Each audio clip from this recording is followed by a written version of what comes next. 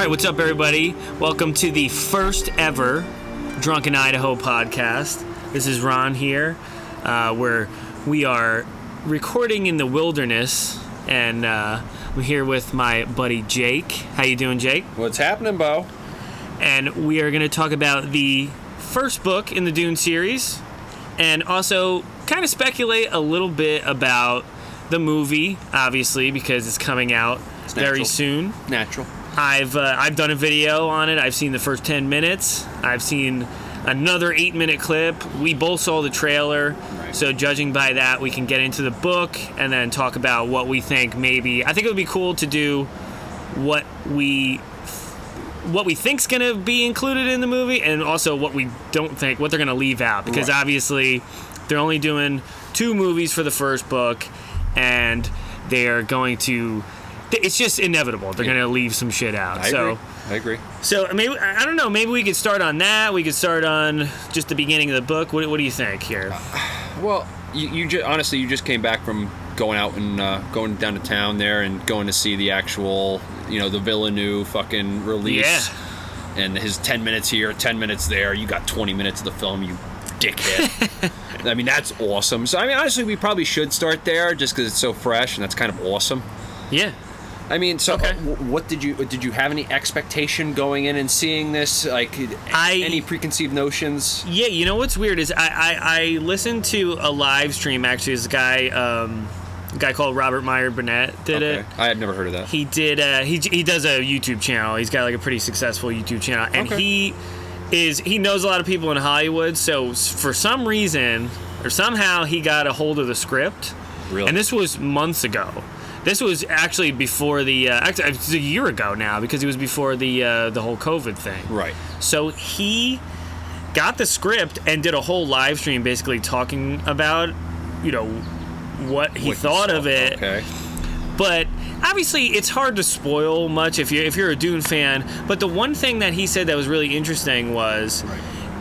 The movie begins with Drunken, Idaho being orbits. He goes into Arrakis. He basically airdrops into Arrakis. Oh, so when we see him in the book, if I'm not mistaken, the first time with Drunken, Idaho, isn't he just coming back? He was coming back to Caladan from his stay in Arrakis and stuff like that. Yes. And basically they sent, or for whatever reason, sent him there to, take care of all that bullshit. To kind of talk to the friend, infiltrate a little bit, see what's up. To kind of have one foot into what they're actually going to be walking into soon, or what is to come next. So what I thought was cool about that was they were basically showing you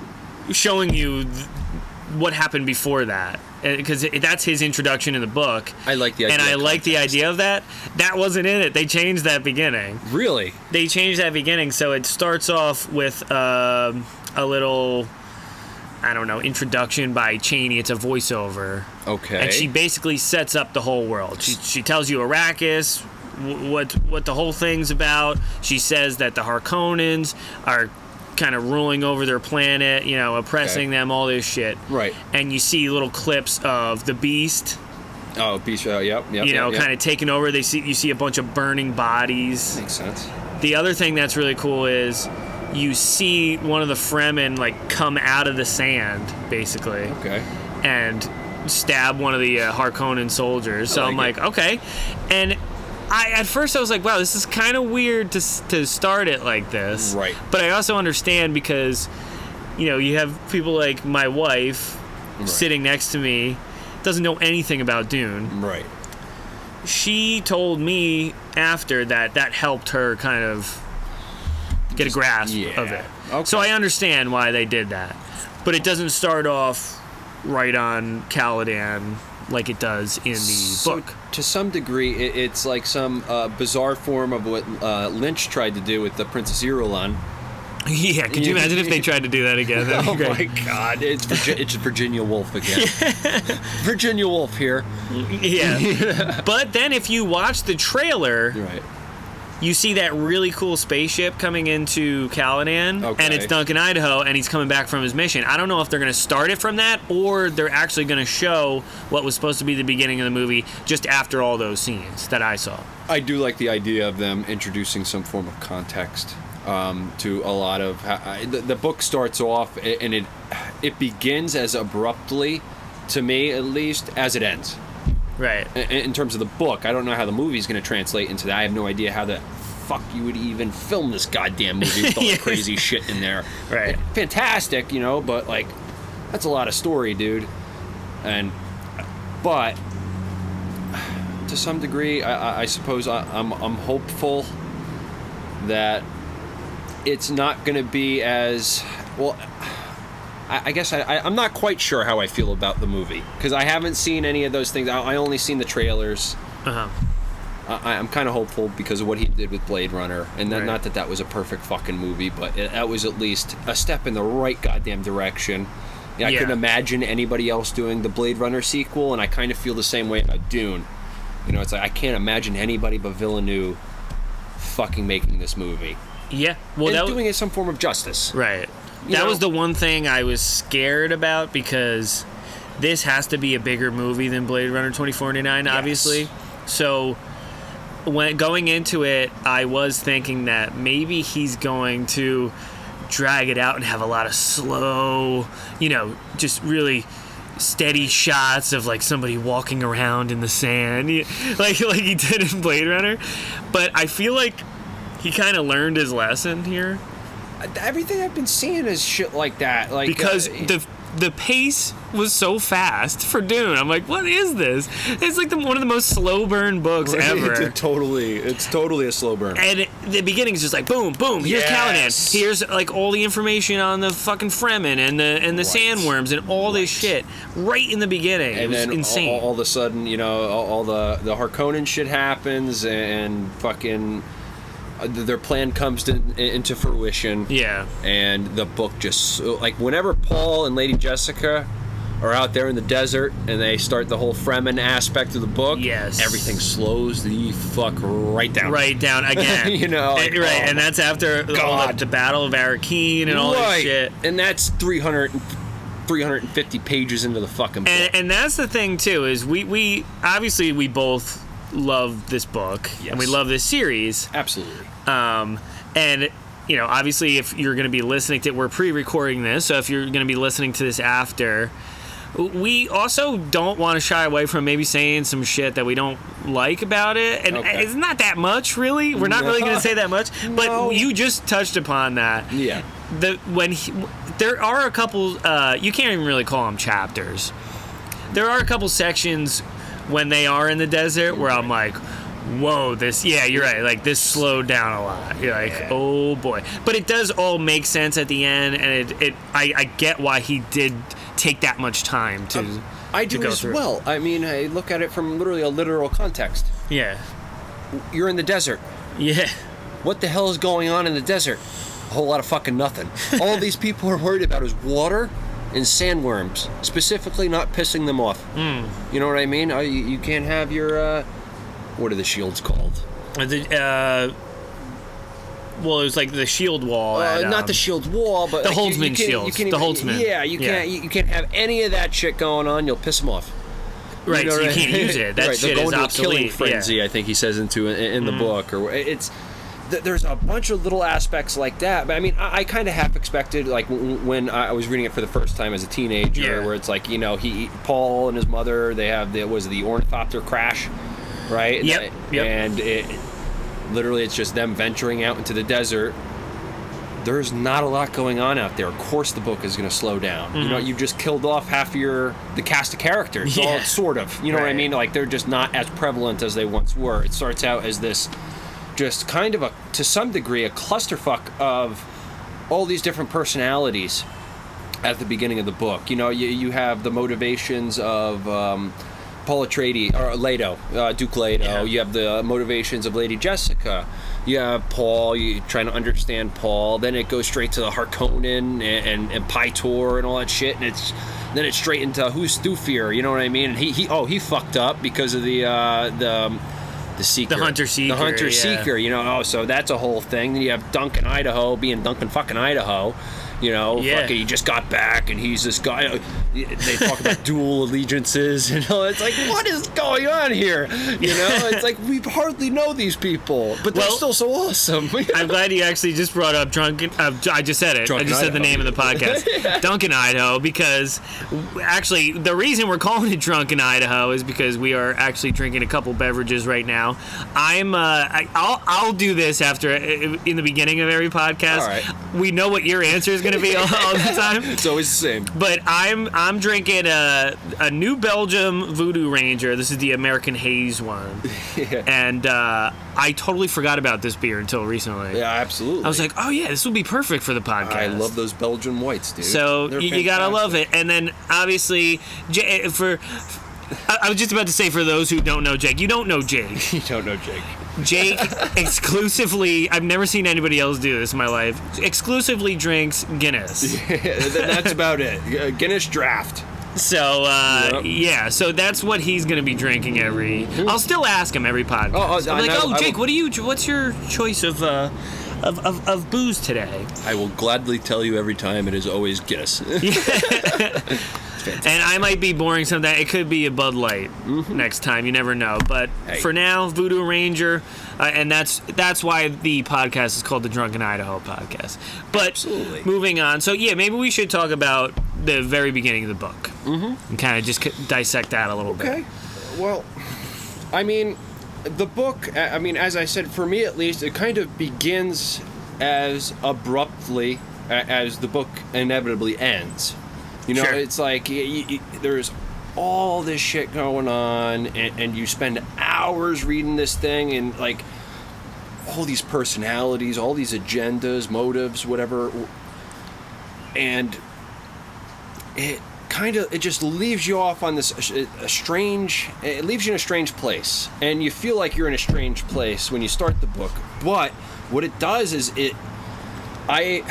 there are very few books out there, especially in the realm of fiction, nonfiction, whatever, that kind of has this atmosphere like Dune has at the beginning. Like when you're reading the first 120 pages of fucking Dune, that is some of the best science fiction ever.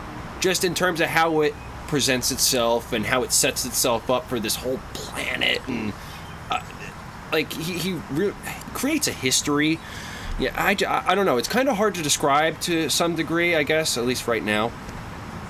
But it's just fantastic, you know. Like, and not a lot of books do that.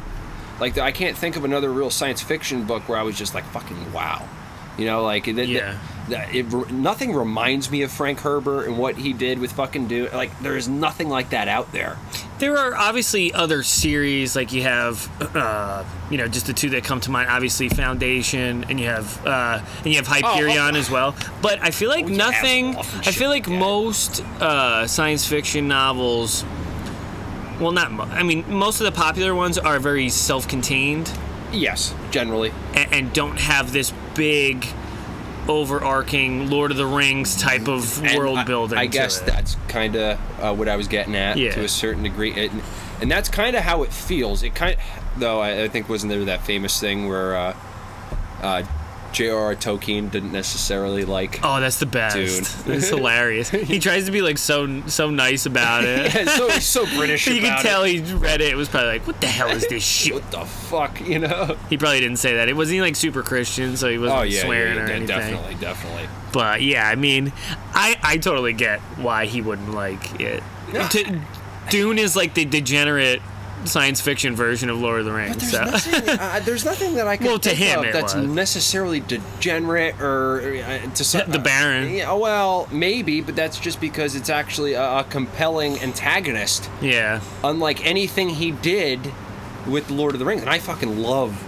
You're a big Lord of the Rings guy. I'm a huge fucking Lord of the Rings. I love everything about that shit. But we don't have that sit down with Sauron in the first 200 pages of that book or ever in that series. Like, we know the motivations of somebody like Sauron, but we don't really know him as a dude quite like we know the Baron Harkonnen. Right. You know, like, that dude is just out in the open. That's what I like about most Dune antagonists. Mm-hmm. Like, dude, their motives are fucking plain and simple. And they don't change. What changes are the protagonists in Dune. You almost can't trust anybody.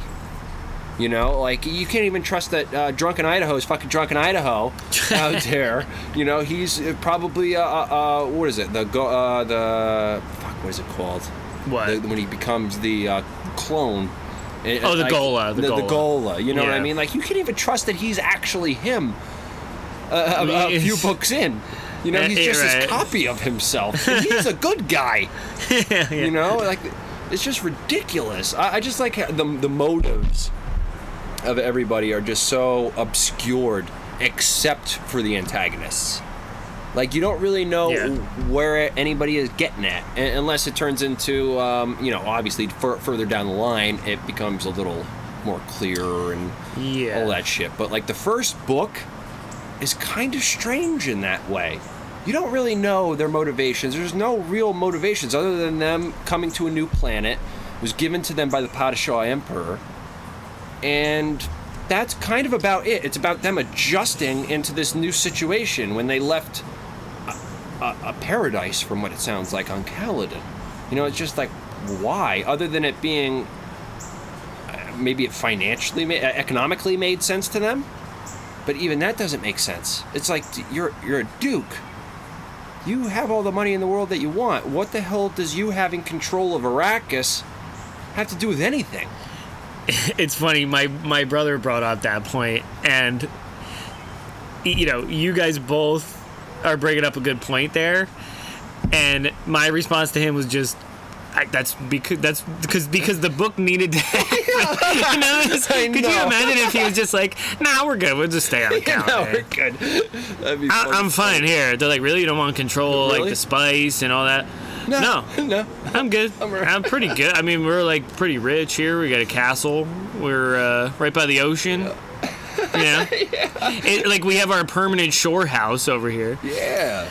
Why would we leave? I'm like, because nothing fun and cool and intriguing in the book would have happened. Exactly. Yeah. So it's like, you kind of have to go with that, and even that is not that bad. No. They do set it up in a cool way. There's a lot of politics. There's a lot of scheming going on there. I don't want anybody to try and interpret what I'm saying as diminishing or, you know, trying to talk shit about Dune in any capacity. It's just like, to me, it's like some sort of lapse in logic. Yeah. It makes sense. Obviously, they're trying to tell a story. They have to have this happen in the story to make it happen. Yeah. But at the same time, it's just like, why the hell did that happen? Like, are you retarded? Are you stupid? It's fine, yeah. No, I mean, dude, I'm gonna get fucking canceled. I gotta watch my mouth. Yeah, like, is there something seriously wrong with you? You know, like, what is going on? And that goes for a lot of this stuff. Like, the plan of the Padishah Emperor, the plan of Baron Harkonnen and Pytor. Well, the Padishah Emperor and the Baron, obviously, they both don't like Duke Leto. But here's the thing. I think it's all about ego. Even with Duke Leto. Even though he is probably one of the best dudes in the whole book. If you were to look at an Atreides and go, which one is probably a good person? He's not a great person, but he's probably the best out of the rest of them. Yeah. Because even in the beginning, Paul is a little shithead. Even in the beginning. When Helen Mahim comes to give him the Gam Jabbar test. Oh, dude. He's like, how dare you talk to my mother? You know, he's like this little, like, bitch. Right. You know, it's just very whiny. He is. And, I think that's another thing. You know, we were kind of saying we were going to talk about what they were going to change in the movie. Oh, yeah. I don't think he's going to be that way when she shows up in the movie, because I haven't seen that part yet. The first 10 minutes didn't have that in it. That's what's surprising. It's getting to it. Dude, that even from the spot that they did, like the trailer and stuff like that, when they finally did the test and all that shit, it's like, what's in the box? They did it pretty much dead on there, but I think he's going to be more... This is just a guess, because I haven't seen that whole scene, obviously. Nobody really has. I don't think he's going to be like he was in the book as far as being unsure about who she is and yelling at her because she's right. He doesn't know the history that she has with his mother. Right. But I think he's going to be more afraid and kind of silent at first about it and not... Or reserved. Yeah, a little more reserved, I think, in the movie. That's what I think they're doing. All right. Just to set a different mood there. Sure. But that's what's cool about the movie because for some reason, especially on Caladan and the way their quarters looks, it to me is pretty much dead on to how I pictured it, which is weird. I kind of like that. But at the same time, when I first saw that Gom Jabbar thing in the, visualized, sure. I just pictured Gaius Helen Mahim as this old lady. She's wearing a robe or some shit coming into Caladan. I love the drapery she had on her face. It's just little things like that they added that just make it awesome. It just looks cool. You didn't expect to see something like that. I like that. I like how it's a little different than what you even thought in your head. Yes. But at the same time, it still looks familiar. And what's rare in cinema, especially when they're adapting something from such classic fiction, you know what I mean? This is iconic. You can ask a shitload of people, what's the best fucking science fiction book ever written? Yeah. Dune is up there. For most people, at least, it's one of those fundamentals. It's like Isaac Asimov or a lot of those other fucking stories. Yeah, but he just did something. It is exactly. They leave so much information out of there that finally, when it is presented in a cinematic form, or if it's done well, it fills in those blanks for you. Yeah, you know what I mean. It's like I didn't even think of that, and that's perfect. You know what I mean? Right. Or whatever. That's one thing that Lynch's Dune absolutely did nothing to. He didn't enhance Dune at all. It was just like a Dino De Laurentiis fucking fuck show. Horrible. Not horrible. Not that I hate that movie, because I still watch it every now and again. I don't think it's horrible like that. I love David Lynch. I love a lot of those movies. Eraserhead, Elephant Man, Blue Velvet. Yeah, I fucking love that. That's the only movie that he's not proud of. That's because it was generally governed by.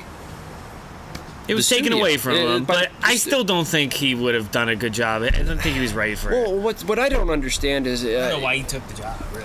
Well, that's exactly it. So you had these producers, at least in my mind, this might not necessarily be how he got the job, but so you mean to tell me Dino De Laurentiis watched Eraserhead, and then he watched Elephant Man, and then he was like, you know what we got to do? We got to give this guy a science fiction property.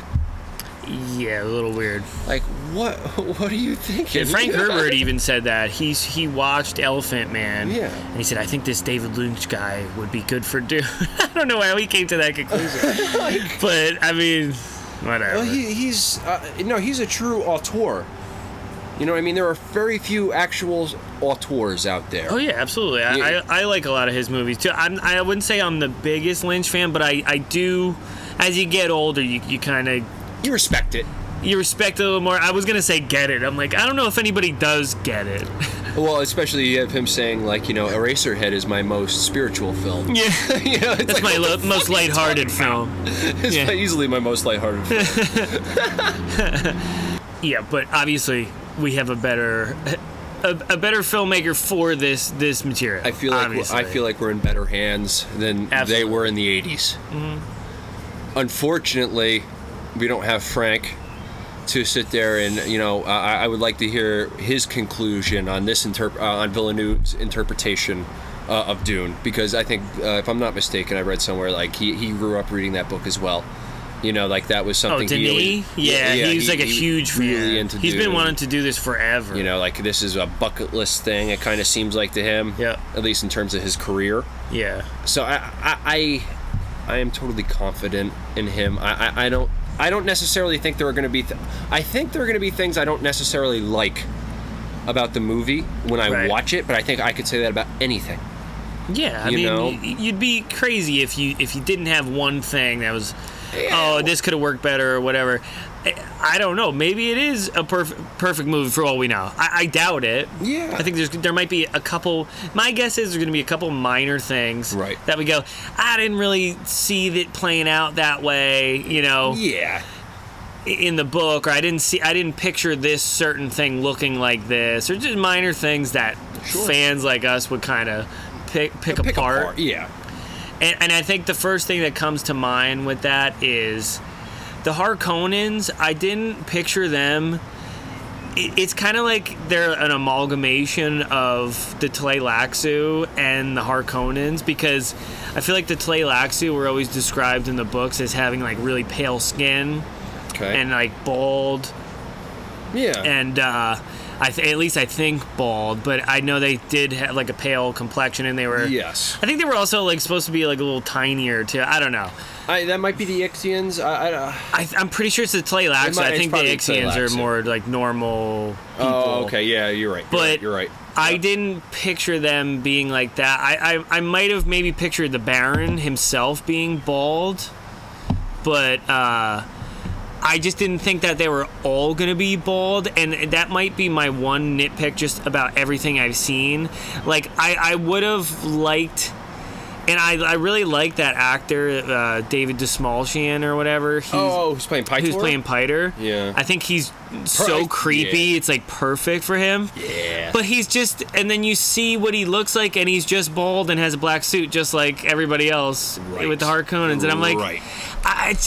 they could have done something a little more elaborate. Like, I know he is also one of those directors. He doesn't go as far as somebody like Christopher Nolan, right? Where he goes like super, super realistic, and everything has to be really grounded. Everybody's wearing a suit and dressed like him. But it's so those movies are so pretentious. Yeah, 9 times out of 10. Denis, I think Denis is a little bit better, actually. Honestly, yeah, and. But I get that sense with the Harkonnens. I don't know. I just, looking at all of them, Raban looks exactly like Pytor. Looks exactly like I know Baron looks different because he's bigger. He's supposed to be bigger. But that's just one of my gripes. Yeah. It might change when I see the whole movie, just getting the context. I agree, and I kind of had the same feeling. But you want to have like some diversity with what they look like. Yes. As Harkonnens, it would be cool if the Baron had, and it kind of looks like he might have like some elaborate costumes. I don't think they're going to go that far with it. I think a great example of what you're saying, almost to a different degree, is for instance, in the book, when they're like, so I had a hard time when I was reading trying to differentiate Thufir Hawat from Gurney, right? Yep, me too. So, obviously, I think that gets better as the series goes on. Everybody kind of has their own singular voice. They sort of have motives. You know what I mean? Like, I think it gets kind of crazy past Messiah. You know, like that's basically a whole. You feel like you're listening to a series of interviews when you read Messiah, which is not necessarily a bad thing. I don't want to get into Messiah or anything. It starts off in an interview. Yeah, and the whole book fucking feels with an like interview. That. Yeah. No, I don't want to get into that yet. Yeah, we'll just talk about the first other one. Thing. But the first book, it's so good. With the Harkonnens, I'm interested to see their interpretation of it. Me too. That's what I'm most looking forward to in the movies. Seeing that opening chapter with Pytor and Fade and the Baron. It's so fucking good. Just what they're talking about, like the fact that to some degree they have their head so far up their ass. Oh yeah. That they're having a hard time finding for air. You know, it's just kind of bizarre, but because of all the shit, all the hoops that they're willing to go through in order to make their plan succeed. It's like, why are you complicating this so much? Like, there was no reason for that. There's this thing, I don't want to try and word it specifically or anything like that. I'm going to get it wrong. But, all right, so the guild, the Spacing Guild, yep. it starts out in reference to them, or I think they're fundamentally based in mathematics. Like they're very big into mathematics. So it's like, okay, as the Baron Harkonnen, at least in my eyes, if I was the Harkonnen or the Padishah Emperor, how would you approach dealing with the Atreides family, knowing that they're going to be in the hands of the Spacing Guild, like everybody else who wants to travel around the fucking galaxy? And one of the things they deal with specifically is being very good at mathematics, or dealing with mathematics. What is one of the fundamental forms of mathematics, or why we use mathematics? Currency. Why the fuck wouldn't you pay off the Spacing Guild to blow up the Highliner holding all the Atreides on its way to Arrakis before putting them in place on the fucking planet, and jumping through all these fucking hoops to try and take out the Atreides family? It makes no sense to me, and I still love it. It makes no sense to me. Here's my answer again, because then the fucking book doesn't happen. Like, the book doesn't.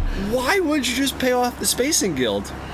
I think if you want to, and I will, if you want to dig into it a little bit deeper, he's sadistic. He wants to set this little mousetrap for that. He wants to set this little trap. He wants them to get settled in and be like, oh, this is great what we're doing. We're saving the people of Arrakis. We're going to be better rulers than anyone. Duke Leto has good intentions. Right. And then he wants to, just when they're starting to get in with it and work everything out and get used to the new terrain and all this shit, that's when he's going to strike and take everything from them. That's what turns him on. You know what I mean? I got you, but like even that, it's just like you hear the Baron and you hear Pydor. They're talking about this, and they're just, everything is so overcomplicated. Yeah, but they're acting like it's so brilliant. It's just like, it's not. It's kind of not. It kind of is. I love it. It'd be great if Fade was like, said exactly what you said. Yeah. But, guys, why don't we just blow up the? We'll get them on. We'll get them all on Highliner, and then we'll just blow that shit up. On their way to Arrakis. Well, I don't know. I don't know the way it works. They don't go into specifics on space warfare because everything else is so complicated. Like, atomics are pretty much outlawed. You're not supposed to use those. So maybe they would have had to use atomics to blow up a Highliners, and they can't do that. But if you're already breaking all the rules, just go for it. I guess you're literally. If the Padishah Emperor is pretty much giving you the go-ahead to take out the Atreides, he would probably let it slide somehow, and because they're all corrupt as hell. They all put the plan in place. Why he's gonna let it slide? He's the one who fucking went through everything with the Baron to make this happen. You don't just fucking give your most economically viable planet to some random family that you have a problem. It just, nothing about that made sense to me. Yeah. Like, they're going out of their way in every way to fuck themselves. And this is a super simple plan they could have put into place to kill off the whole fucking family. They all got there one way. Yeah. What are you thinking? It's like you want to see the look on their face when they know they're about to die. Like, and even that doesn't make sense. It's kind of what happened with a little farther into the book, not quite the beginning. Like when we're not going to go like in order. Yeah, I think we could just jump around. Okay, all right. Jumping around is fine because I'm assuming everybody that's going to be interested in hearing what we have to say about Dune, I'm assuming all you guys and girls, whatever, have read this book, so at least I would hope so. And if you haven't, please fucking read this book. It's fantastic. Or maybe if this is getting you into it somehow check it out. Because you know what's funny though about Dune is,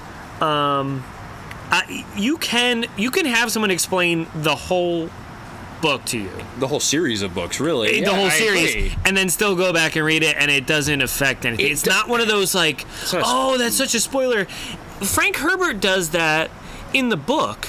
Right. He explains right off the bat with Dr. Yui that, hey, he's going to betray these motherfuckers.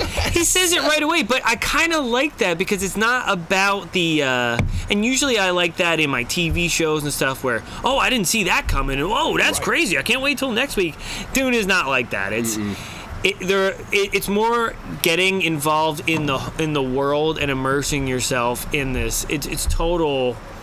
I know there's a lot of political themes. I know there's a lot of religious themes. I know it deals with the ecology, the philosophy, but it is actually really good escapism too. It's really good at immersing yourself in this totally different world. Yeah. And that's what's probably the biggest draw for me, getting into it. Oh, absolutely. I mean, in terms of the book in and of itself, I mean, any book in and of itself is, to some degree, one form of escapism or another. Yeah. And this, Frank does it better than most. Like in terms of just setting the stage for this crazy fucking shit to happen. And shit does fucking but there are these, to me, there are these huge lapses in logic, all for the sake of making some philosophical point or another, or trying to bring the story, or like whatever. But there are huge lapses in logic, like Pytor. Like, remember when there was that thing where I think the battle was just starting to happen or something. Like the battle happened and he just decides to leave Paul and Lady Jessica. Oh, the sandworms will get him. I think his plan was the right plan after all. Let's just let the sandworms get him. There'll be nothing left of them, I tell you. Because, the Baron and Piter, they're standing there and they go,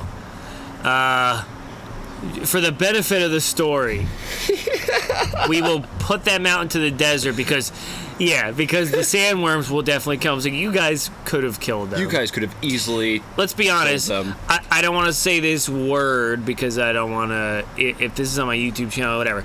Let's just say Piter wants to take advantage of Lady Jessica. He was promised Lady Jessica. I can't say that word. No. Well, you can't. I just feel like it's gonna mess with the video because we're gonna. Oh, Jake just worded it. It's right. You all know it rhymes with grape. Yeah. So he wants to grape the hell out of Lady Jessica. Yeah, and that doesn't. Yeah, I remember that though. They just say, the worms will get them. I mean, they're deep out in the desert now. It's so dismissive. It's because I guess he could have maybe done that better to get them out there. Maybe they do escape while they're in custody. I mean, that's kind of stupid too, though. That's kind of cliche. Listen to me acting like I'm a fucking better writer than Frank Herbert. I would have done it like this. Well, no, so we're not talking about any point we're trying to articulate right now is not trying to say, this is where I would have gone with the story, or this is what I would have done with the story. It's just like discussing some of the logic to a lot of this, and maybe that's a little ridiculous because of our subject matter to begin with, you know what I mean? Like, maybe we shouldn't read too that far into it. Yeah. But at the same time, can't help but do it. It's deeply philosophical. You actually learn something when you're reading that book to a certain degree. At least if you enjoyed it and you got anything from the book, I hope you're learning something from it. Yeah. But there are these chasms of just like reasonable and what the fuck are you guys doing, and they seem to try and bridge that gap like all the fucking time. I do think he was more concerned with the philosophical stuff and actually even more so with the ecology stuff too, because he was really into that, prior to even writing this book. I think it took him about 6 years prep before he even started. Because he had all these ideas. Okay. I would have been itching, just as an artist myself, not writing or anything, but with music or something. If I get an idea, I want to sit down and start working on it right away. I get anxious. Right. That must have taken a lot of restraint. To take 6 years to have all this research and all this stuff and then go into a novel. No, I can understand that. And I suppose I can understand it to a certain degree on some of the fundaments of how maybe desert cultures work, or obviously religion. He's super into that shit. And I can understand that. Yeah. And there's a lot of stuff like that. It's interesting. But at the same time, it's like, how could you spend 6 years prepping on something that really, this is a fictional desert, dude. It has fucking sandworms in it. Because I think that he put so much thought into it. Yes, he did. Yeah, I could and that's tell. But that's what we were talking about earlier. That's why we both like it, because I know. of all that world building and all that yes. shit. Dude, reading it, rereading it is so much better than reading it the first time somehow. Yes. Because, I mean, I'll never forget the first time I went through the whole thing. It's awesome. It's still like, that whole, it's all in my mind. It's like I watched a really long movie or series. It's awesome. Absolutely. But he, I don't know. The thing is with the first, and they didn't do this with any of the other ones, but the first book has a full-on glossary in the back. So every time I'll read something, I go, "Wait, what did Mahim just say?" Like, let me look. And you go back to the glossary. You look up the word. He's got everything mapped out on the back. It's freaking awesome. Like, it's just so great to read it a second time, because you really, now you're like, now I know everything. I want to go back, because there's so many different characters. Oh yeah. That you want to go back and kind of see if you think of them in a different way, or see them in a different light when you go back and read it. It probably is one of the most rereadable. I know it's long, but at the same time, like, if you're really into this shit, it's so rereadable. Dude, like, I right read back. the first Dune, or at least I'll typically physically read it at least once a year. I also have the audible version, the audiobook. Yeah. So, like, I will listen to it, like, while I'm working or something like that as well, like, twice a year. You know what I mean? Just because it's fucking great to listen to. Like, I just feel like I'm right at home with it. I don't know everything about the one that you listen to, does it have sound effects and all these other not sound things? effects. It's the typical audible version. Okay. But the first one, as opposed to, I think, the rest of them, I think maybe the first 2 or 3, I don't quite remember, have it's like almost dramatized. So, like, they'll read through the book and they'll go through everything, but, like, if it's a female speaking, it's Lady Jessica, it'll be a female speaking. That's cool. Or if it's the Baron Harkonnen, it sounds like somebody trying to be the fucking Baron Harkonnen, you know? It's a thing. I'm going to crack one. Yeah, go ahead. I mean, this is the Drunken Idaho podcast. Come on.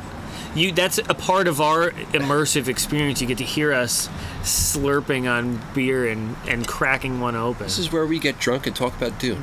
Yeah, you know? You'll hear me just progressively just getting louder and louder as I keep saying. You know, I love Dune. I love it. It's my thing. It's my thing. Fuck you. All right, yeah. So let's talk about right when the whole Atreides, house, family, whatever, finally gets to Arrakis. What do you make of that whole? Them just trying to literally settle down on the planet. They just came from this very specific culture, no doubt, for generation upon generation upon generation, and all of a sudden they're thrust upon this barren planet that literally the only thing worthwhile on the whole fucking planet is the spice melange. Yeah. And I don't quite... To some degree, there's something to talk about. To some degree, there's really not something to talk about. You're always in... This is a family, supposedly, that's always been in power. Well, at least on their terms. And I don't quite understand. It's not like a huge shift. It's a shift in, I guess, what they're... it's like almost living in New Jersey, like we are now. And moving to fucking Louisiana. Yeah. You know what I mean? Like, it's that much of a culture shock to a certain degree. I mean, we all have water. You know what I mean? Right. Or moving to, like, the Mojave Desert. Mojave, yeah. It's like, what the fuck? Well, let me ask you this. Do you think Duke Leto said yes to all this? And let's talk about the spice for a second. Because he thinks of himself as morally superior than the Harkonnens and everybody, that he wants to have control of it for that reason?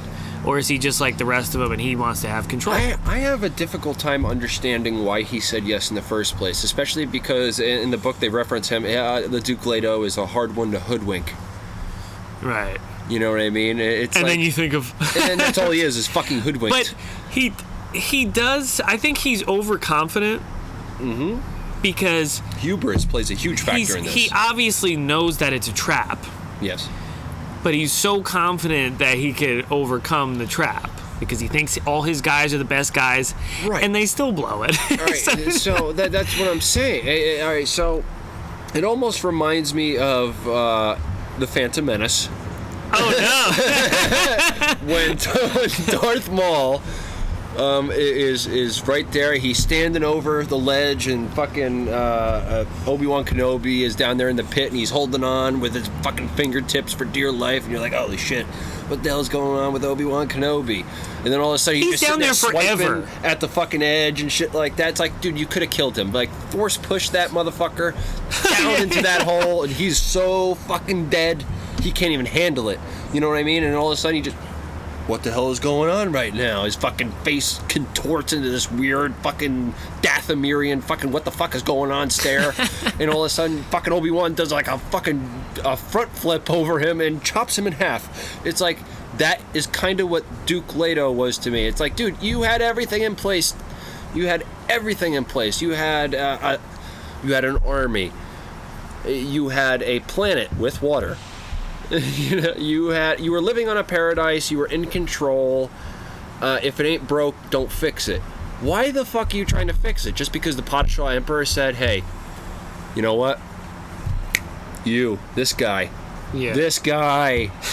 The Baron Harkonnen. He's been in control of Arrakis for 80 years, or not necessarily Baron Harkonnen, but the Harkonnens have been in control of Arrakis for 80 years, I think, up into the beginning of that book. What the fuck are you doing?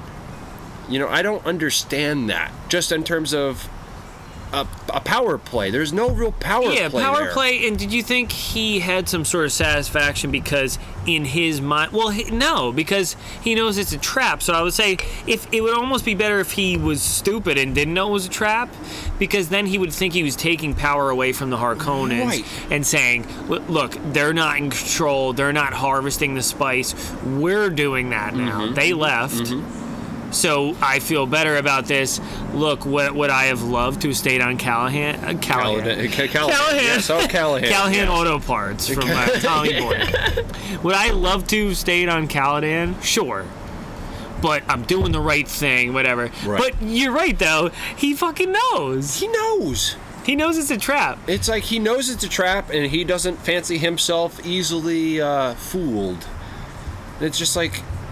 That's exactly what happened. Thufir Hawat comes up to you, and he's just like, you know what?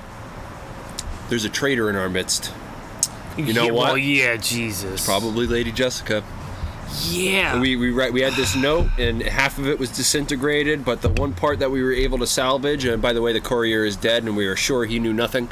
It said, hey, it's going to happen by somebody so close to him that he, won't even see it coming or whatever. I don't remember the exact wording of the fucking note.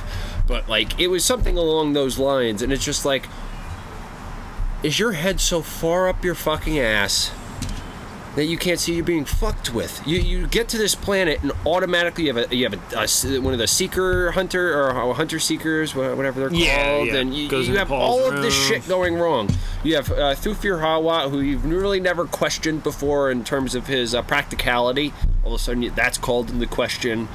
It's like all of this shit is going wrong for you, and you don't just chill the fuck out and take a minute and sit back and go, this is my okay, so this is my current situation. I think it's ego. I think it's all ego. Everything in the book. But then even at the end, like the Baron, everybody coming down to the planet thinking they're the shit. Yeah. At the end, Baron has no idea what's going to happen to him when he goes down. He thinks he's good. And all right, so I guess, by the way, I just had to take a piss. I am back on this. There's going to be a lot of piss breaks in the Drunken Idaho podcast. By the way, we're going to, next podcast, I just want to say, we're going to have better audio. Yes. We had a little mix up today because Jake bought the Blue Yeti, which is awesome, and it's making us able to do this right now.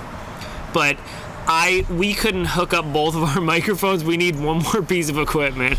We're gonna have to order something. But next podcast is gonna be a little bit more professional, but at least everybody can hear us. Right. We're getting our thoughts out. So this is the pilot episode. Yeah, we're excited about it. We wanted to get something out there and just fucking do it and kind of enjoy ourselves, test the waters. We don't even know if there's necessarily any interest in stuff like this. We're just doing it literally out of the love of I think there's a lot, dude. Especially with the movie coming out, I feel like even more people are gonna I would hope this so. or read the book and then listen to this. But like we aren't coming at this from any form of cinema. I didn't grow up really watching David Lynch's Dune, and I'm super into it. Now I have to make a podcast about it. Right? That's like I love these books. I grew up reading them. Yeah.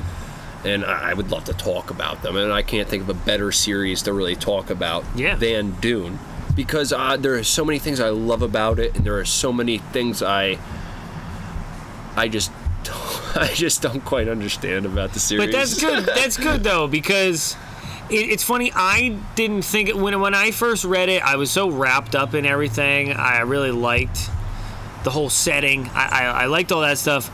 I wasn't focusing on any of that stuff, and I guess you can with subsequent readings, all that stuff. Sure. You and my brother. Right. Should I call Doug Don if I'm Ron? If we're making up names, I just said his name. Yeah, it's Ron and Don, you know. But he was saying a lot of the same shit you were. And it's kind of funny to hear people critiquing it, going, "Oh yeah, I guess you're kind of right there." I don't know. Oh well. But that's the thing. It doesn't make me not like it. No. Just because you guys said a couple of things that I maybe disagree with on a certain, I don't know, maybe disagree with a little bit, but at the same time I totally understand what you're saying, because it is funny, but at the same time I just keep going back to there wouldn't be a book. Right, and I can understand. You have to that. He had to get these events into motion. Yeah. And when you like just sit there and you're reading it and just how overcomplicated they made this, it's just like, or how Frank made it, is just, it's silly to a certain degree. I love it, you know what I mean? But like the silliness just comes from, I guess what you were saying before, the ego. That like everybody has this insane, inflated sense of themselves. Yeah. And you can tell just by how they interact with each other. Like, and it's kind of odd. So like, a good example of that would be Pytor and the Baron. You know, it's Pytor just thinks his shit does not stink. You know what I mean? Like, he is just there, he's fulfilling his function, he thinks he fulfills his function better than fucking anybody. And I love how he's not scared of the Baron. I think he's crazy enough to not be scared of the Baron, because the Baron's literally like, he'll say shit offhand, just like, good job, Pytor. I won't kill you today. Maybe tomorrow, though. Right. And Pytor's just like, like he thinks it's funny, and he's like, no, dude, he really would kill you. Yeah. Or maybe that relationship is, he says that shit, but he knows he really won't do it because he needs him. He has that ego where he's like, no, he'll need me for everything because I am the best mentat, you know? Exactly. And it's silly. Just in terms of his headspace with that, but so is the Baron's to a certain degree. Like, Baron's a fucking whack job. He is, but at least you know what? I know what his motives are. Right. You know what I mean? I don't agree with his plan. I think it's ridiculous. You know what I mean? I said that multiple times, and I will keep saying it. But I know what his motives are. Like, you get a book into Dune, or you get to the sequel, you get to Messiah, and you're just like, well, what the fuck is Paul thinking? You know what I mean? And then he just ends up, I think he ends up dismissing it, right? Like, he just kind of, he sees what he becomes, and it's when you get into Children of Dune. Oh yeah, that's where you really see it. And that's where a lot of my favorite shit comes from, is Children of Dune. You know, with Alia, the Abomination, and you know, absolutely. I fucking love that shit. But at least my point is, I know where the Baron's coming from. But with Pytor, I don't think he was scared of the Baron because he knows of the potential consequences of the Baron dismissing are trying to execute somebody like him and being unsuccessful, like clearly he is with the Atreides family. You know what I mean? Like, if they're just going to sit there and dismiss Lady Jessica and Paul going out into the desert and saying, you know what, fuck it, the sandworms will get them. We went through all this bullshit. You know, we went through all of this crazy bullshit. Just, you know what, fuck it. Yeah. The desert will take care of them. Yeah, it's like, what? No! Like, just follow through with it. You're done. You're done. You could have killed them both right there. They send them out into the desert. I actually, that's one of those things where when you say it, when I think about it, it's a little weird. It's just odd. You'd think somebody as sadistic as the Baron would want to do some crazy shit, and he alludes to it a lot with Paul, with Jessica. Well, as far as Piter. Well, that's what I mean. Just Pytor. You know, like I just think he's a fascinating character. Especially in terms of his relationship to the Baron and his function in general. A lot of those mentats, I think they interesting function. I don't necessarily know if I understand it, and I don't mean like I can't understand what they are and what their function is, but just. All right, so like you have Thufir, and he goes through all this, and he's clearly some big fucking dude with, he has a lot of history behind him, a lot of success, and then all of a sudden they have the shit with the Hunter Seeker. He's like, maybe I'm not who I thought I was. Clearly things get by me. I'm sorry, Duke Leto. You have to question everything I say now because I fucked up pretty big with that. Jake is dismantling the whole book right now. Sorry, this is going to be the last episode. We don't like Dune anymore.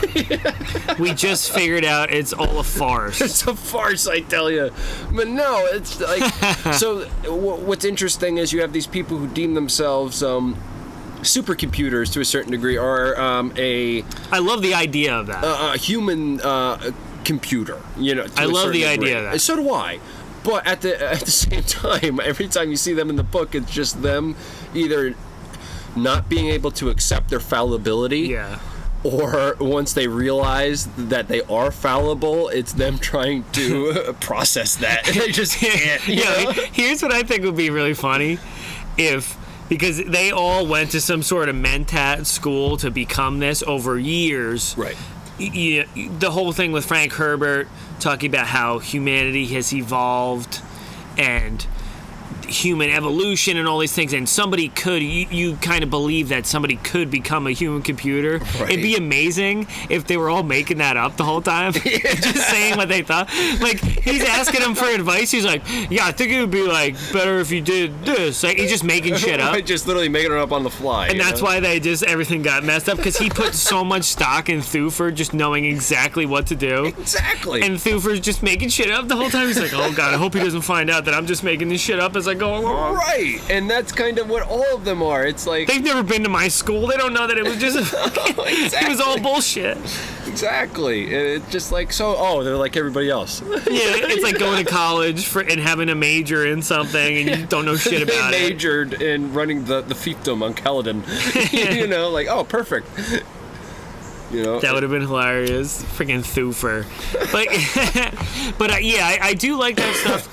There's a lot of things when you first read the book where you think, okay, the Bene Gesserit, they have the power of the voice and they can do all these things, but at the same time, this whole universe doesn't have any mysticism in it, really. It's not fantasy by any means. No. So it's kind of interesting to think about, okay, well, how does all this work? Right. How does this work? How can you use the voice? And I remember somebody actually asked Frank Herbert this, and he had kind of a cool answer, because they developed the voice. How would that work in real life? Okay. And he goes, it works all the time. He's like, do you ever have your parents or somebody yell at you and you stop dead in your tracks? He's like, they use the voice for that. You know what I mean? True. That's true. So he's true. saying, like, okay. I guess I don't know how it really works as far as this takes place in the year 10,191. So I guess humans have evolved into super beings. I don't know. He tried to ground that, and I kind of like that. Like, it's like, you know, it's this to some degree supernatural thing or supernatural ability, but at the same time, it's like he's trying to, you know, keep your feet on the ground. Like, yeah, you know. But I like that. That's what's so interesting. When I first read Dune, I said this in my first review of the first book, which is actually probably my worst video. Mm-hmm.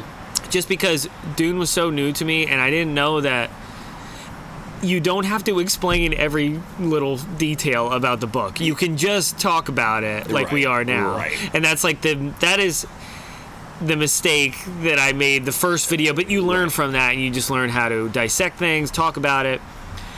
I was so turned off at first. I didn't want, you know, because I grew up, obviously I loved Star Wars. Don't anymore, not at all, but I liked that it was taking me away to a galaxy far, far away. Yeah. There's different aliens, there's all these species, there's all these different things, and then you go, oh, somebody says, oh, you know, Dune is like the precursor to all that shit. It definitely is. And you go, really? When you're younger, really? What are you talking about?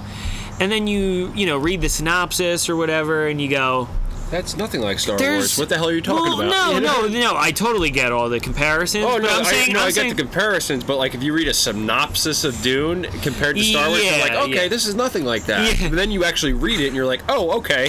You know, he ripped off practically everything. Just little concepts, yeah. But I don't know. When I first read it, or I first read about it before getting into it, I was like, oh, there's no aliens? Or there's no... I was like disappointed as a younger kid. Yeah. But it's so much more interesting because it doesn't have any of that in it. I agree. Do you know what I'm saying? I agree.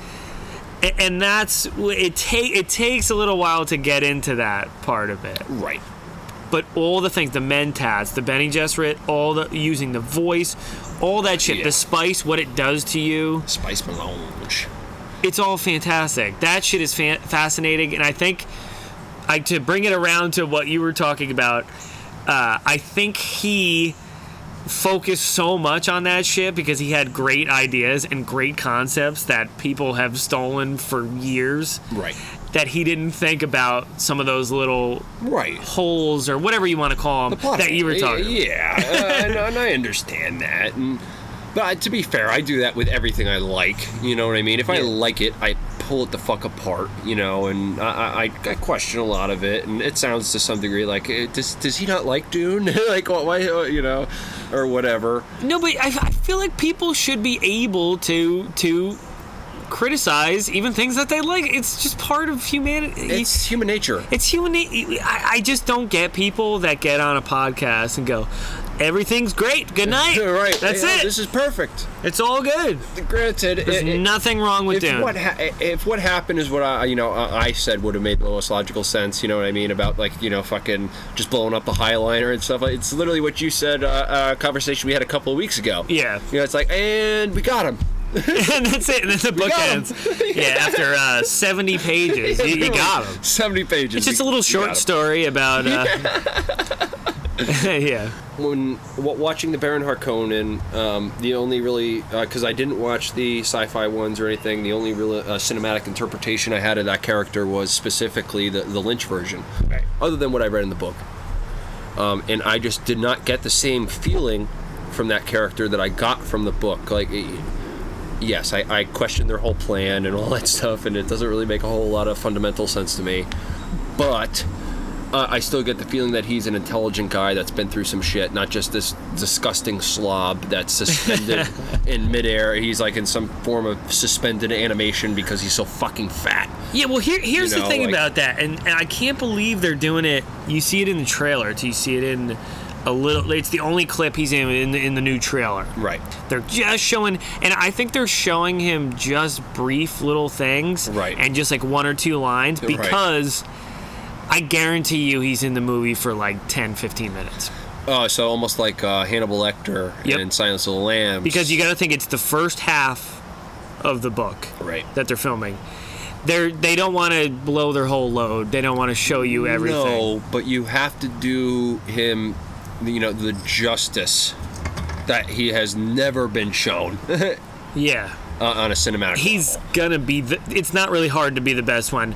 You were just saying the Lynch one is ridiculous. It is. It's absolutely ridiculous. I love the special effects in that movie. There's some stuff I really like because it's so 80s. Yeah. And I love a lot of 80s movies, but it just doesn't make any fucking sense to me. Yeah, and then I've seen both the sci-fi adaptations, so the first Dune was they're both a really mixed bag.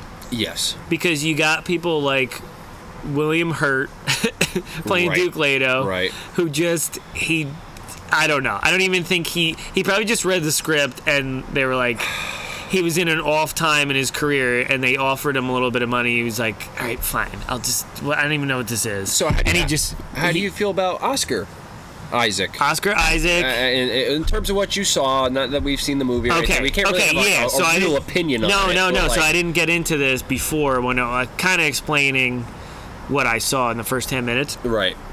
Instead of doing the whole Gom Jabbar shit or whatever, they do this fucking awesome scene. I loved it. It was probably my favorite thing I saw in the footage. Okay.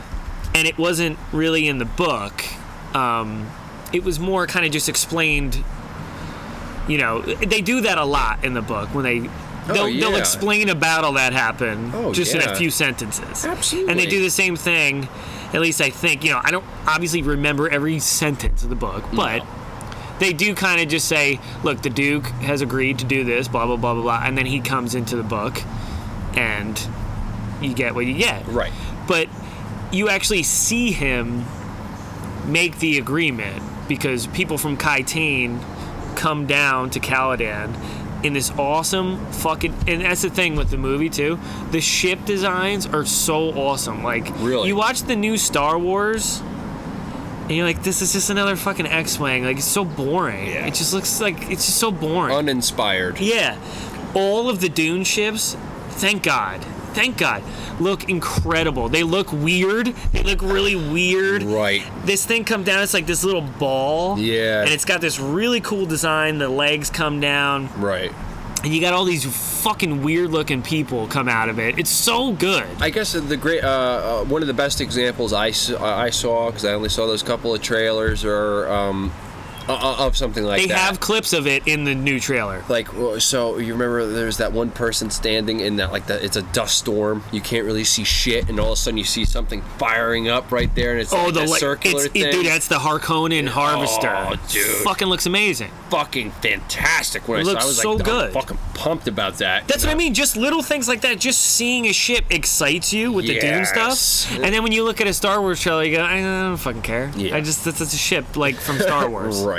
I've seen this before. Yes.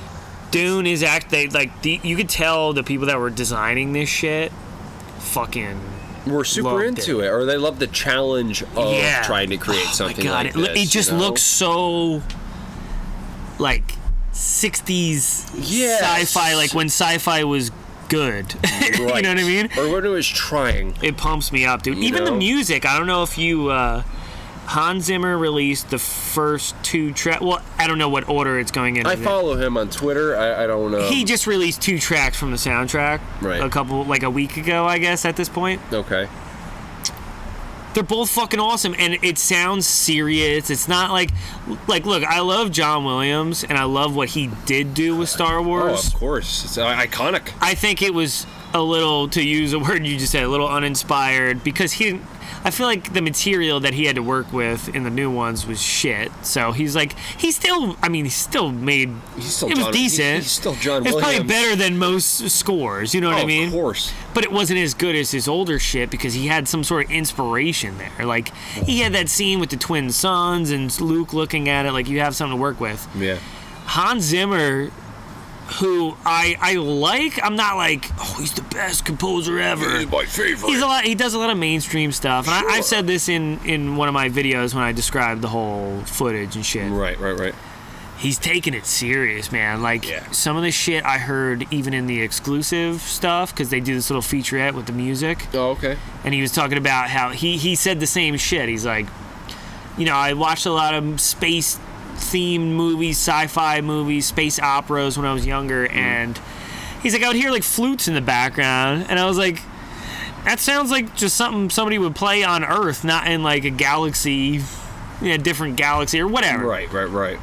So he really made a point to just have these like otherworldly sounds, and make all these combinations of instruments and all this shit. And then once he says that, it cuts to this clip of the Harkonnens when they, like, you see it a little bit in the trailer when they have those bodies like lined up and shit, and they're like torturing people and stuff, and you just hear this like guttural vocal, like mutated voice. It sounds so crazy. It's like, you have to do shit like that. You have to go all out. Yeah. And even the 2 tracks that he released that are more kind of desert themed and stuff, they still sound just serious and compelling. And I feel like everything else is missing that nowadays. And you're like, and then when you realize it's Dune, the material, when you hear the music and you know the material that goes with it, it just gets me pumped up. I'm like, hell yeah. I listen to it in my car. I'm like, hell yeah. Yeah, like, it's fucking awesome. Like, Dune is going to be good. Like, thank God. Absolutely. So, yeah. I even not having really seen the movie or anything like that, like, I really don't think this is going to be a bad movie.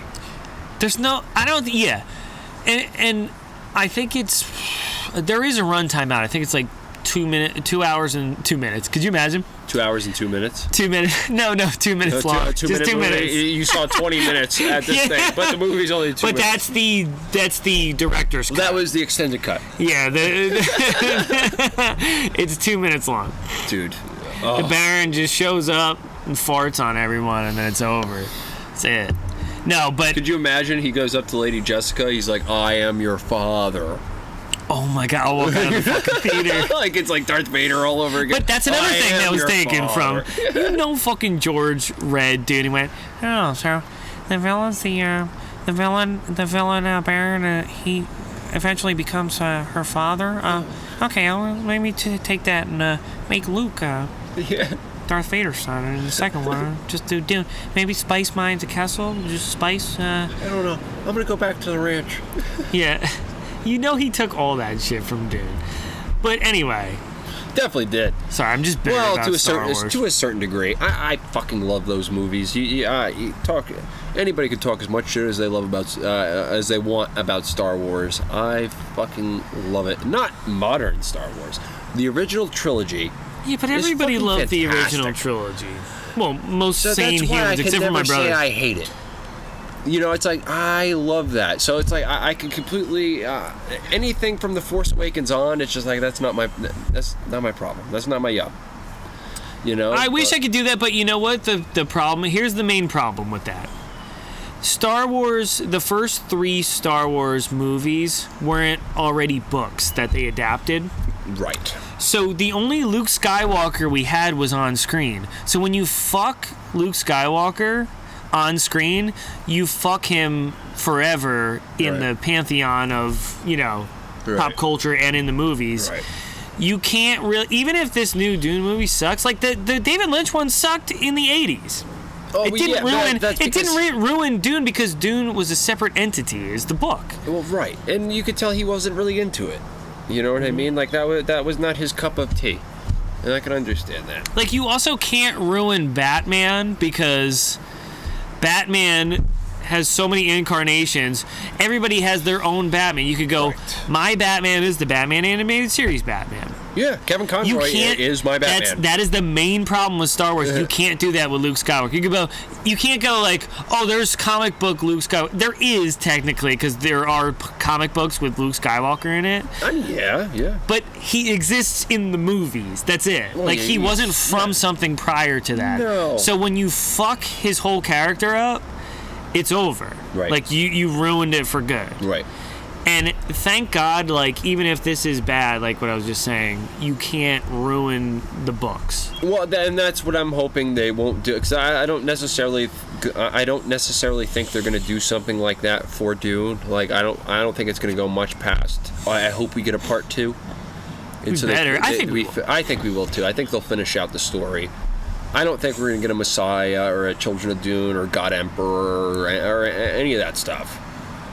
I don't even know how they would do God Emperor as a movie. You'd really have to like change it to make it some sort of story structure, because that is one of those books that is like, it's meant to be a book. Oh, I know. It reads like that too. It's not a movie. You can kind of see when you're reading the first Dune book, aside from a lot of the, you know, all the stuff we just talked about, sure, all the complex themes and everything. Sure. It does have that trajectory. You can make it into a solid movie. Yeah. If you take the time and do it in 2 parts like he's doing. I think that's a good idea. Of course.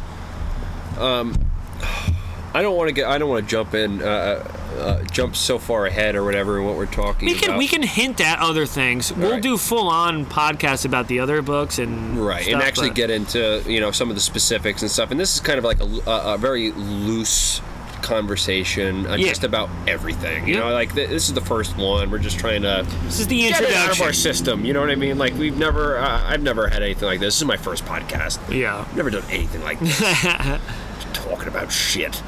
You know, but hey, all right, so God Emperor, you know, spoilers, fucking obviously, the motherfucker, all right, so Leto the Second dies, you know what I mean, and he dies by water. So what I was always thinking is like, I could have killed him a lot sooner. Same way, you killed him a lot sooner.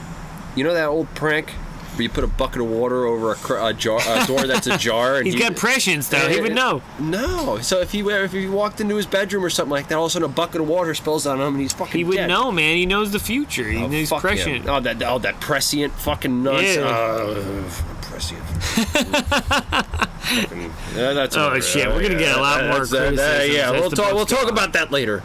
I don't want to talk about prescience right now. That's a little silly. Get into it later. But all right, no, I don't want to get into God Emperor because I have a whole I have a whole spiel on fucking God Emperor. All right, Leto the Second, man, he would have painted my fucking ball sack. That's fine. But hey, Leto the First, huh? Pretty good guy. I mean, gave birth to a little bit of a shithead. Let's be honest. Paul. Yeah, you're not. A little bit of a shithead. So, Paul, I'm a shithead Muad'Dib, who I don't think is the worst person in the world, and he's certainly not the worst Atreides in the world. No, and you can also, you know, let's go into. We're kind of at this point anyway. We've been dancing around different parts of it, right? But we pretty much are after the Battle of Arrakeen, right? You know, you talked about some of the inconsistencies or whatever there. Yeah. When he finds out his dad died, and he knows it from because I think he's taking the spice at this point. You're like, you're thinking of the regular story structure. Now you're thinking of it as like kind of a revenge plot, where you're like, all right, Paul, fuck these guys up, let's go. Right, you know, right? You're not seeing that.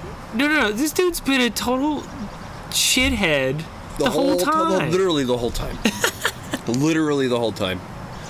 And he's not, honestly, in the grand spectrum of Atreides, he is by far one of the more agreeable ones.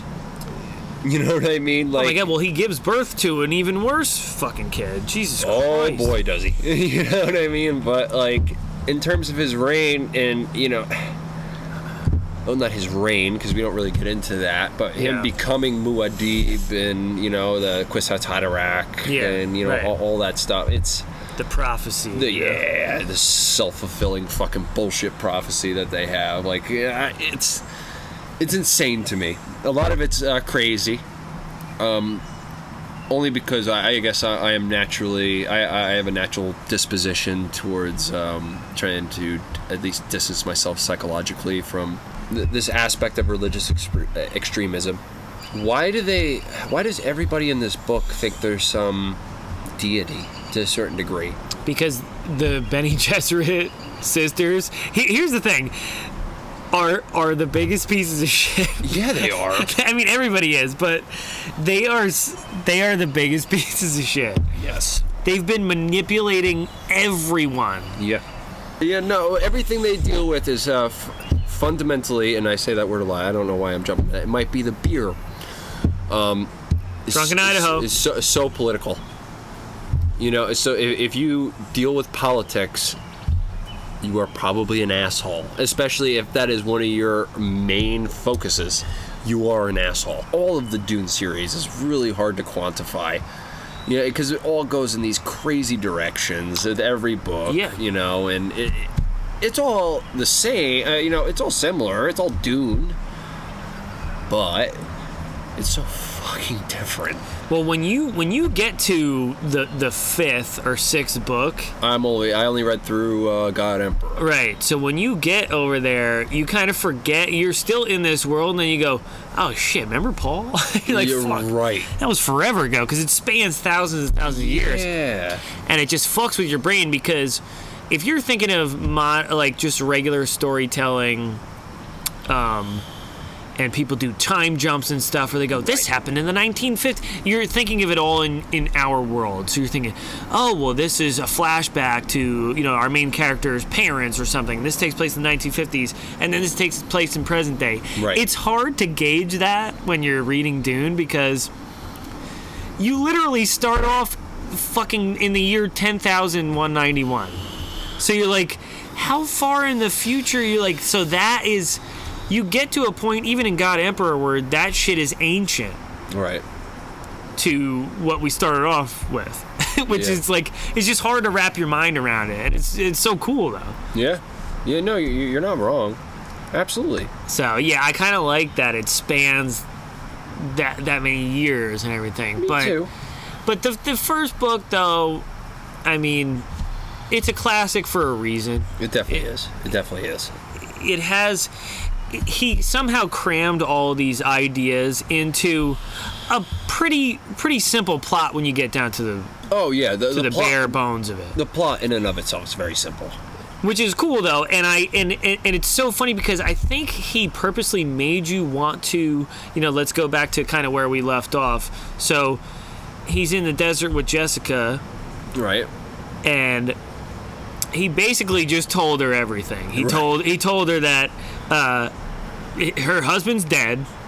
You know, she didn't really know that at the time. Then he's like, "Oh, by the way, fucking Baron's your dad." Right. Yeah. You know, which freaks her out. Yeah. And a lot of things. And the cool thing, and I hope they do this in the movie too. A lot of things that are happening with Paul kind of freak out Jessica. She's like, "What the fuck is going on right now?" Yeah. Because then he's starting to get a little more angsty, you know, and that kind of reminds me of when he kind of takes control of the Fremen. So here's the thing. So the Fremen they have that. There was that thing where they were talking about them basically. They had this. What do you call it? A couple of beers in me, and I can't even fucking describe it. Well, they have a prophecy. They have prophecy. Yeah, they have a prophecy. It was on my goddamn tongue. Hey, everybody, this is what's going to happen on the Drunken Idaho podcast. This is part of the entertainment. You're going to hear us forget a bunch of shit about Dune, even though we know a lot about it. Just because we're like 7 beers down, right, at this point. Half in the bag. Half in the bag. It was fucking. So there's this prophecy, and is she aware of this? Yes, because I will tell you why.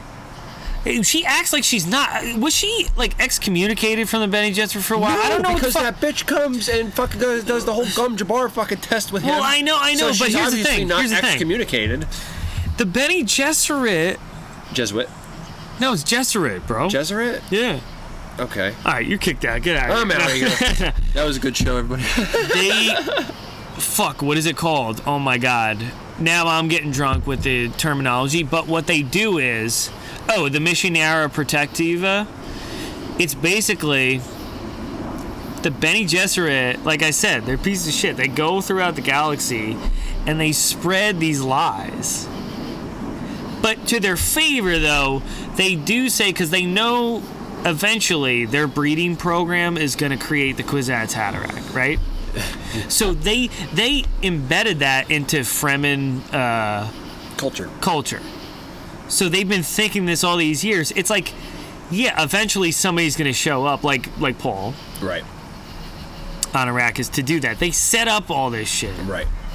That makes sense. So sense. then that's why it was so easy for Paul to take control of the Fremen people. Oh, I mean, in my eyes, that's just how I see it. No, that's exactly how I saw it too. But what I didn't understand is like, so there's this family or dynasty, whatever you might want to refer them as, and they're moving to this planet that, under normal circumstances, if these Bene Gesserit know quite as much as they claim to know, obviously she would have at least some semblance or inkling of this prophecy that's going on this planet. You know what I mean? Or because it's supposed to be super old or something like that, right? And she didn't think that, oh, this might be my family. You know what I mean? At all? Like, that thought never crossed her mind. Because it was hidden from her, from the higher-ups. Yeah, I guess that makes... I do remember... You know what I mean? Like, I remember... It was right there at the beginning, too, when they got it. Yeah, they don't... Because the whole Bene Gesserit shit, like, they don't want to... Right. They're like, no emotions, no attachment to anything. They're just like, that. It is what it is. They have their own motives. They're not telling people... A lot of the Bene Gesserit sisters gave birth to the people that they're teaching, but they don't even tell them that they're their mother. Right. You know what I'm saying? That makes sense. It just... That's just their way. Right. Very bizarre. I know. in it's fascinating. Sense. It is fascinating. I don't know but if they're it's... total scumbags. Yeah. Just like... They're, like, in a way... To me, in a way, they're just as bad as the Harkonnens. They're just as bad as everybody else. They're just as bad as the Emperor and everybody on Kaitain. They might be a little bit smarter because they're manipulating everyone. Right. Like, I feel like everybody else is a little dumb. Yeah. For kind of giving in to their shit. Yes. So, I don't know. No. It's a thing. Yeah, so here's another weird thing. Okay. We're pretty much vaguely... You know, we talked about some of the plot points here for the book. We kind of ended off on Jessica Paul in the desert. A lot of the cooler scenes, you know what I'm talking about, just sections of the book. Yeah. It's so hard to, like, I want to say chapters, right? But there aren't really chapters in the book. There's nothing numbered in it. There are some things with, like, Fade Rotha where he's fighting in like this gladiatorial chamber, you know, on Giedi Prime. Right. None of this is going to be in the movie, at least the first movie, because he isn't in the movie. He hasn't been cast, which I think is bizarre. Which is a little weird, and I want to know, was it to focus on everybody? Like, they thought there was too many characters? What do you think? I know exactly why they didn't cast him. Why? Because he was already cast in the 80s. It's going to be Sting. Can you imagine if he comes back and they still act like he's like a you know 71-year-old man who comes back, you know, he's wearing tighty whities and they like he's a beautiful boy. Hey, Baron's like, he's a beautiful boy. What did you learn, Fade? Yeah, you know, like it's always like, what did you learn by that? I think that is a little bizarre. Like, I guess there wasn't enough room in the screenplay. I don't know where they're going with it. There's got to be a reason. I don't think that's it. I think it's not necessary. I think he's driving at something else. And also, the Emperor's not in it. He hasn't been cast, unless they're keeping it a secret, which I don't think. Well, they mention him in the first 10 minutes. They mention the Padishah. In the book, at least that I can really remember off the top of my head, is we don't really get a whole lot out of the Padishah Emperor. No, but I mean, he's in it throughout, though. He's definitely in the first half. He is a presence. So maybe that's what they're... More than not. So almost like he is just spoken of. Right. You don't really get a lot. Obviously, he's in control of the Sardaukar and all that stuff, but we don't really get that. Yeah. You know. But Fade is in it. He's in the second. He's in the second little section of the book. He's in the first opening chapter of fucking with Harkonnen and Pytor. Yeah. You know, like Harkonnen is trying to groom him. You know, to a certain degree. Yeah. To carry on the legacy. He wants, because the whole thing is The Beast is kind of taking care of business on Arrakis. And I love this interpretation of the Beast. Like, he is way cooler in just Batista. Absolutely. Yeah. That is way cooler than what I thought in my head, I guess. Obviously, I had the little bit of a tainted, I guess, because I remember the Lynch version. Sure. I was like, that is not Beast. You know? Like, that is not what I thought of. Right. But what Villeneuve is doing, which... Again, it's a lot of shit like that. He's doing it way cooler than what I thought. Yeah. You know? I'm excited about this fucking movie, actually. Oh, it's going to be dope. I just saw a picture. Awesome. I'll shout out that Secrets of Dune channel. Okay. It's pretty good. He has a lot of... I don't know where he's getting these pictures from. I think it's from a magazine or some shit. Okay. But he's got that whole... You know in the first trailer where Baron's coming out of like a fucking mud bath? I love that. So there's a picture of the other view, so you just see the back of his dumb head like coming out of the mud bath. Bald fucking head, yeah. And the Beast is in front of him like they're doing a little like... they're going to have a little conversation I know that scene. Yeah. That's the second sequence, right? Yeah. And two Harkonnen guards standing there. There's really cool design of the room. It looks really... I don't even know what kind of architecture. Just looks really ominous, which is cool. And I like that. You want to see shit like that. I like, especially stuff like architecture, just kind of looking at it in a sci-fi context and be like, well, what the fuck is going on right now? You know, like, what are you guys thinking? Who designed this? I love shit like that, though. I don't want it to look like a house you walk into on planet Earth. Right. He's having this meeting in a townhouse somewhere. Yeah, just listen. But you see it from a different perspective, and it just looks badass. You're like, yo, I can't wait for this fucking movie. But at the same time, Fade, he in the book, going back to the book, he wants Fade to take over Arrakis. He wants him to be like the next of kin, almost. Right. And he kind of sees Raban as a fucking blockhead. He just wants him to... Which I never understood, because he seems much more efficient. Yeah, he's more... yeah, but the other thing with Fade was supposed to be... He was part of that whole breeding program, too. The eugenics program. No, he was supposed to be, like... a Kwisatz Haderach or something. I could be wrong, but he was supposed to be something. He was from a breeding... A program. Well, one of the Jesuit programs, right? Exactly. Yeah. It's all eugenics. So maybe that's why the Barons kind of have more stock in him more than the Beast. But yeah, the Beast is the Beast. He was getting shit done on Arrakis. But the Barons fucking scheme and shit. Fade does in the book too. Yeah. Fade tries to fucking kill Baron halfway through, and Baron doesn't even kill him. No. He's just like, I respect it. And that goes back to what you were saying, when you're like, they all know who they are, all the bad guys. Yes. That's why you can trust them. Because you can trust that they are going to, like, you can trust that Baron Harkonnen is going to, at the end of the day, still be fucking Baron Harkonnen. Right. You know what I mean? The Bene Tleilax. Tleilax, yeah. They are... At the end of the day, they're still the fucking Bene Tleilax. Yeah. The Bene Jesuit. They're Jesuit. Same fucking shit. Yeah. That's why I almost... It's the interesting thing about Dune for me. It's like I almost trust the antagonists more than I do the protagonists. That is a really interesting point of view, and I know you said that before, too, but I didn't even think of it that way. And this is cool. This is why people should talk about this book, with people that have a different point of view on it. And if you have a different point of view, please leave a fucking comment. Oh yeah, absolutely. I would love to hear your side of the story. Anything like that. If your opinion differs from mine, please rip me a new fucking asshole and fucking tell me how do it in the comments. Exactly. Just absolutely do it. That's one of my favorite things about all the because I finished all the 6 Dune reviews on my channel. On this channel, because this is going to be on the channel, and I hear everybody's point of view. It's crazy. Everybody, and that's the cool thing about all the Dune fans and all people that read this stuff. Right.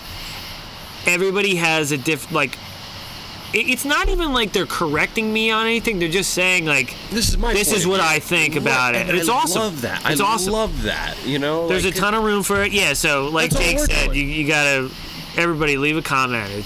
We love to hear it. Absolutely.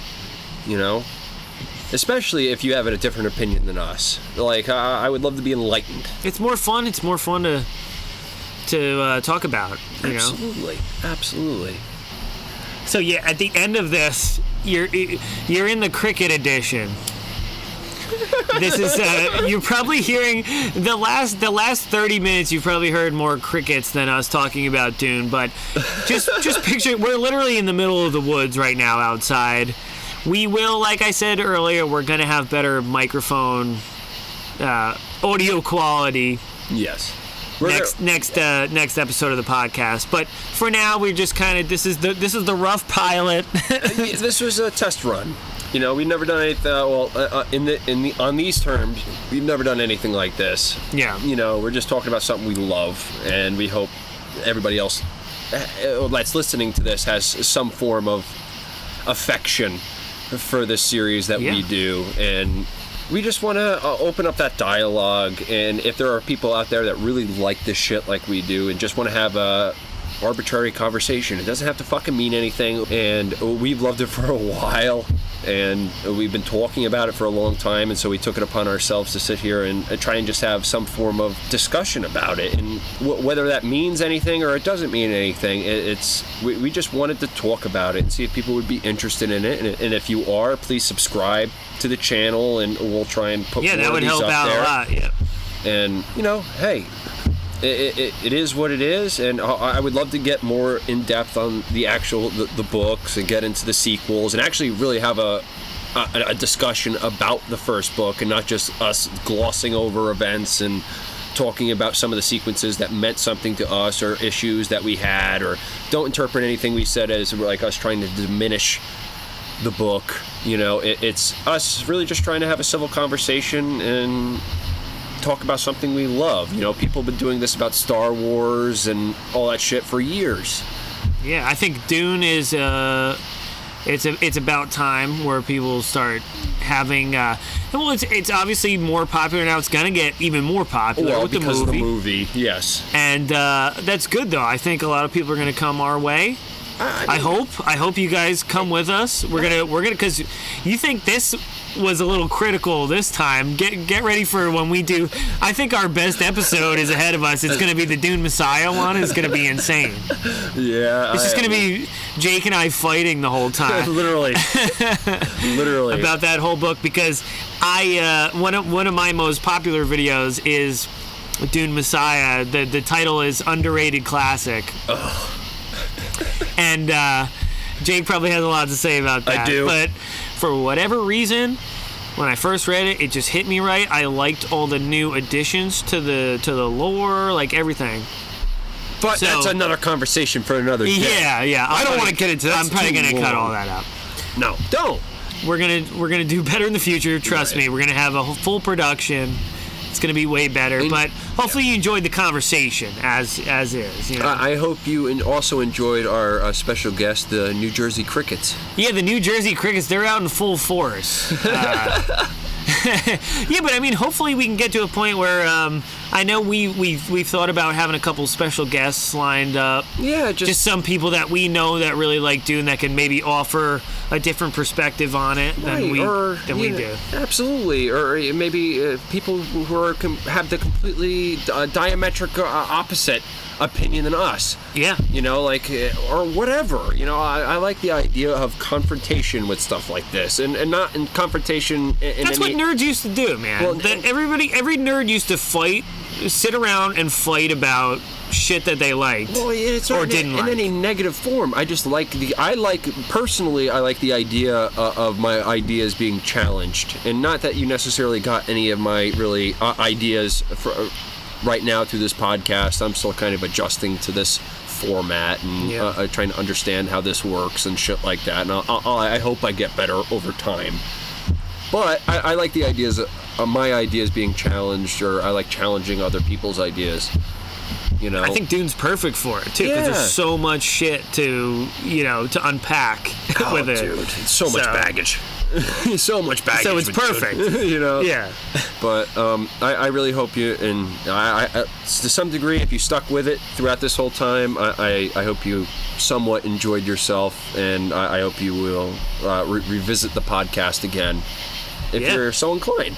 You know. Absolutely. I enjoyed doing it, so I hope you enjoyed listening to it. All right, well, that's going to wrap it up, I think, for this first episode. I had a great time. I think it was perfect for the first episode. We had a little bit of technical difficulties, but everything was fine at the end. Had a great discussion. I can't wait to get into it. I think probably next time we're probably going to finish up the first book before we do anything.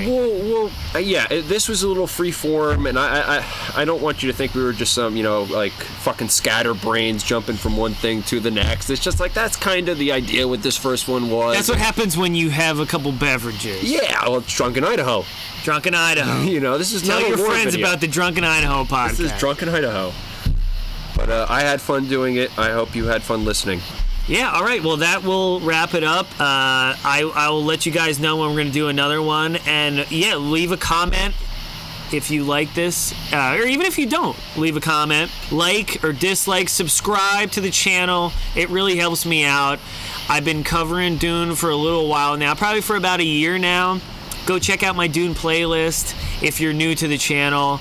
And we will see you next time. I'm Ron. This is Jake. And we'll see you later. And that was Drunken Idaho. Hey everyone, it's Ron here with a quick announcement. When I started this channel, I was reading and reviewing the Dune books and other sci-fi related material. And most of you might not know that I'm also a musician.